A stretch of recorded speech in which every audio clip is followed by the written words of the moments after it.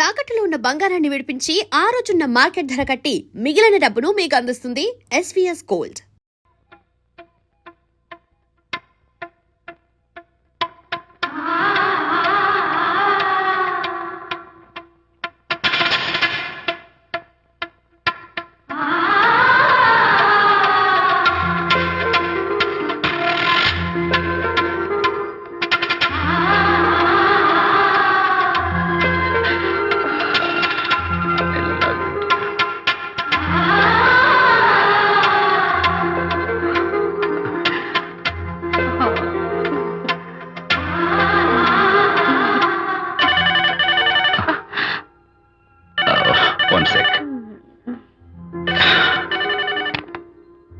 Hello, నేను విజయ్ మాట్లాడుతాను. బాబు, అనితమ్మ గారిని ఆ తాగుబోసు వచ్చినోడు తోసేశాడు. ఏమైంది? అమ్మగారు కింద పడిపోయారు. బాధతో మెలికి తిరిగిపోతున్నారు. ఓ మై గాడ్, నాకు చాలా భయంగా ఉంది బాబు. మీరు తొందరగా రండి బాబు. నేను వెంటనే బయలుదేరి వచ్చేస్తాను. ఈ టైంలో ఎక్కడికండి? అనిత కింద పడిపోయిందంట. నేను వెంటనే దగ్గరుండి హాస్పిటల్కి తీసుకెళ్ళాలి. వేరే ఎవరైనా తీసుకెళ్తారండి. ఇప్పుడు మీరు వెళ్ళొద్దు ప్లీజ్. అర్థం లేకుండా మాట్లాడుకో.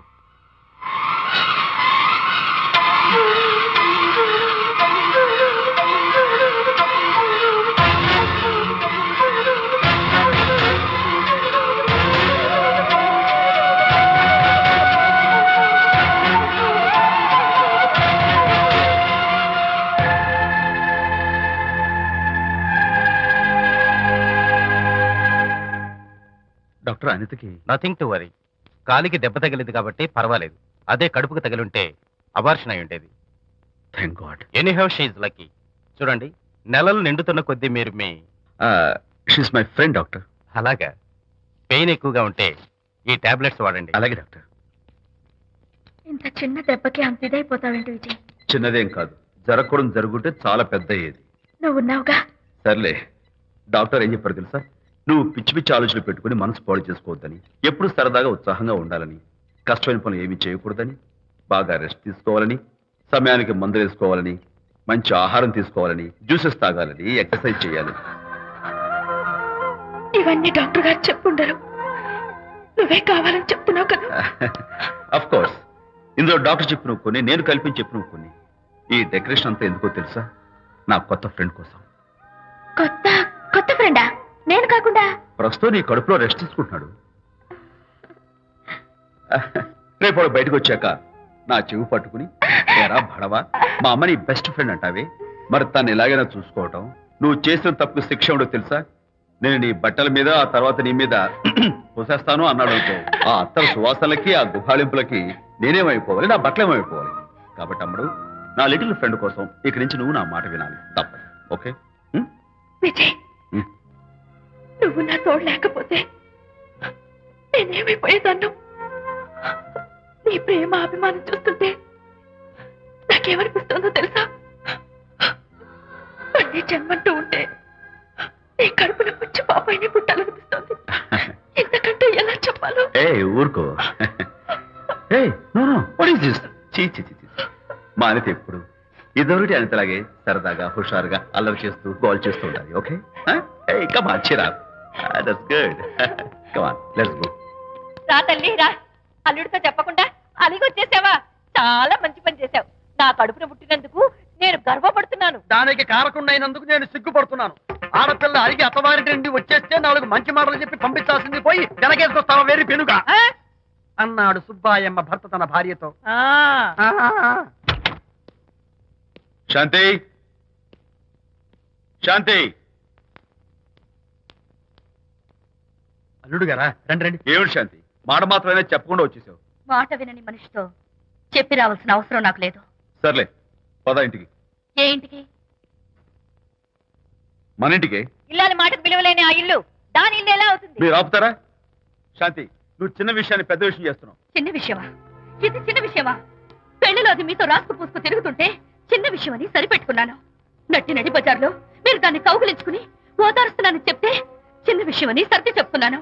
ఇప్పుడు నా కౌగులి కంటే దాని లోగిలే ముఖ్యం అనుకోవడం చిన్న విషయం అని నేను అనుకోవట్లేదు. శాంతి, ఆ రోజు నాతో Sidney Sheldon, Jeffrey Archer's novel చదివేదాన్ని, ఆ మాత్రం నాకు తెలియదా అన్నావు. అంతంతలా పుస్తకాలు చదవడం కాదు, మనుషులు చదవాలి, వాళ్ళ మనసుల్ని అర్థం చేసుకోవాలి.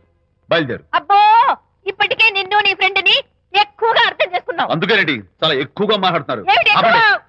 ఇది మా మొగుడు పిల్లల మధ్య సమస్య. మీరు అనవసరంగా జోక్యం చేసుకోకండి. ఇప్పుడు సమగా ఉందా? శాంతి, ఇంతకీ నువ్వు ఇంటికి వస్తావా రావా? వస్తాను, కానీ ఒక కండిషన్ మీద అయితేనే వస్తాను. ఇక మీరు అనిత ఇంటికి వెళ్ళకూడదు, తనతో మాట్లాడకూడదు. అంతేకాదు, మీ ఆ ఫ్రెండ్షిప్ ఆడ ఫ్రెండ్షిప్ పర్మనెంట్ గా కట్ చేసుకుంటేనే వస్తాను. శాంతి, మీరిద్దరు నాకు రెండు కళ్ళు లాంటి వాళ్ళు. అందులో ఒక కన్ను పొడి చేసుకోబడి ఎలా? ఇవాళ రెండు కళ్ళు అంటారు, రేపు రెండు ఇళ్ళు అంటారని ఏంటి గ్యారంటీ? ఆహా, అయితే ఫైనల్ గా చెప్తాను విను. అనిత నాకు ఫ్రెండ్. నేను తనతో మాట్లాడతాను, తన ఇంటికి వెళ్తాను, తన బాగోగులు చూస్తాను. నీకు ఇష్టమైతే నాతో రా, లేకపోతే మీకు మీ ప్రత్యేకమైన ఫ్రెండ్ మీద ప్రత్యేకమైన ఫ్రెండ్షిప్ మీద మోసు తగ్గి పెళ్ళం కావాల్సి వచ్చి నా కాళ్ళ దగ్గరికి వచ్చినప్పుడే నేను వస్తాను. ఛా, నీకు అంత డెకరేషన్ లేదు. పవిత్రమైన స్నేహానికి అర్థం తెలుసుకుని భర్త లేని ఆడదాని బతుక్కి అర్థం లేదని గ్రహించి నువ్వే వచ్చి నా కాళ్ళు పట్టుకుంటావు. Mind it.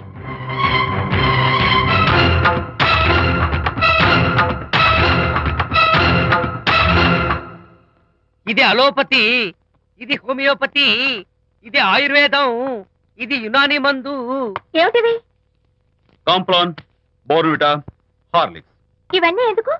నాతో షాప్ ఓపెన్ చేయిస్తారా? అయ్యో, షాప్ ఓపెన్ చేయడం కోసం కాదమ్మా, విజయ్కి నీ పట్ల ఉన్న ప్రేమాభిమానాలు ప్రదర్శించడం కోసం ఇవన్నీ కొన్నాడు. విజయ్, ఏంటిది? నీకేమైనా మతిపోయిందా? శ్రీమతితో గొడవపడిన ఏ మొగుడికైనా మతి ఉంటుందా? శ్రీమతితో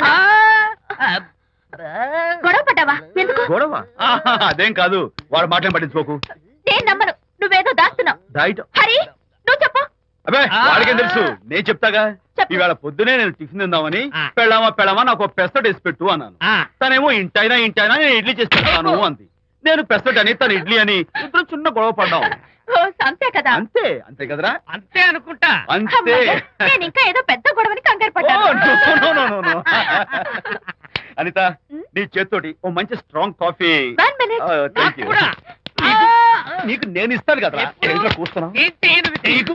హరిశ్చంద్రుడు పూనాడు. ఒరేయ్, అబ్బో. అనిత ఉత్తమ మనిషి కాదు, ప్రెగ్నెంట్. అవును. అసలే తన ప్రాబ్లమ్స్ తనకున్నాయి. పైగా మన ప్రాబ్లమ్స్ కూడా చెప్పి వరీ చేయాలా? అబ్బో, తన డెలివరీ అయ్యేంత వరకు తను సంతోషంగా ఉంచడం మన రెస్పాన్సిబిలిటీ. అలాగే. ఇక మీద మన ఇంటి గొడవలు చెప్పావో ఇక్కడ అమ్మో. Vijay, coffee ready. Thank you.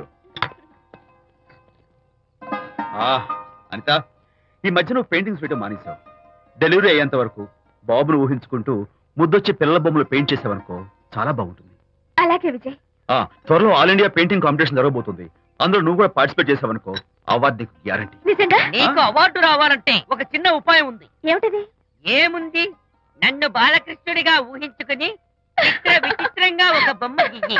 అదేమిటో అర్థం కాక మోడర్న్ ఆర్ట్ అనుకుని నీకు ఫస్ట్ ప్రైజ్ ఇస్తాను. నవ్వించాను. మన కష్టాలు.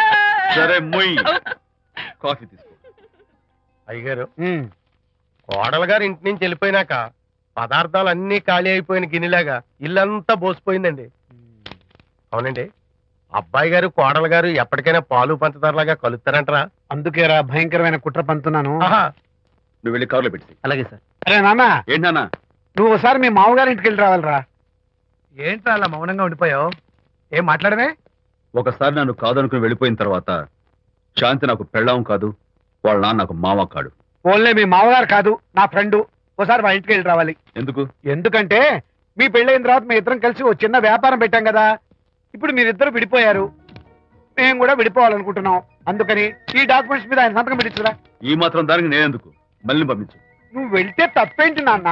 నేను వెళ్ళాలని రూల్ ఏంటి నాన్న? నాన్న, నువ్వెందుకు వెళ్ళనంటున్నావో నాకు అర్థమైందే నాన్న. ఏంటి నాన్న నీకు అర్థమైంది వంకాయ? అక్కడికి వెళ్ళంగానే చమక్కుమని ఈయన గారి పెళ్ళం కనపడుతుంది. దాంతో వీడి గుండె ఢమక్కుమని పెట్టుకుంటుంది. ఆవిడేమో అని ఓ లుక్ వేస్తుంది. దాంతో వీడు అని జారి బెండ్ అయిపోతాడు. కొంచెం డెకరేషన్ ఎక్కువ అవుతుంది, తగ్గిస్తావా?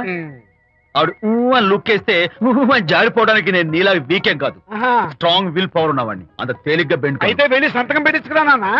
అలాగే నాన్న. అది ఇదిగో ఇక్కడి నుంచే బెండ్ అయిపోతున్నావు నాన్న. నో, అది శబాష్, ఇప్పుడు వెళ్ళు. అలాగే అలాగే. మనం అనుకున్నట్టు ఆ పేపర్లను ఇచ్చి పంపించావా? సర్లే, అవి డాక్యుమెంట్లు కాదు, విడాకుల పత్రాలు. అమ్మాయి బెదిరిపోయేట్టు నేను చేస్తాను గానీ చెప్పావు కదరా, నేను చూసుకుంటా. నువ్వు పెట్టాయి. వెరీ గుడ్, ఉంటా. అల్లుడు గారు వచ్చారట్టుంది. ఒరే తంటి, ఎవరో వచ్చారు.